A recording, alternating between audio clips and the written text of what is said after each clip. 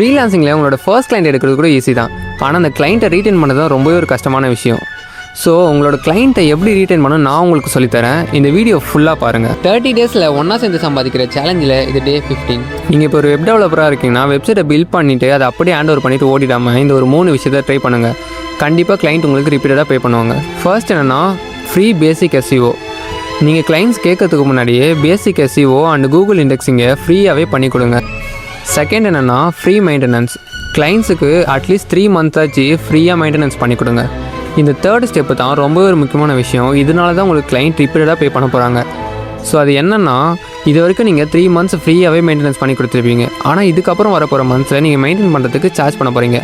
அதனால் கிளைண்ட் கிட்ட உங்களோட பேக்கேஜை சொல்லி பிச் பண்ணுங்கள். எங்களோட கிளைண்ட்ஸை நாங்கள் ரீட்டைன் பண்ணுறதுக்காக யூஸ் பண்ண மந்த்லி ரீட்டைனர் செக்லிஸ்ட்டும் அண்ட் கிளைண்ட் ப்ரொபோசல் டெம்ப்ளேட்டும் உங்களுக்கு ஃப்ரீயாகவே தரேன்.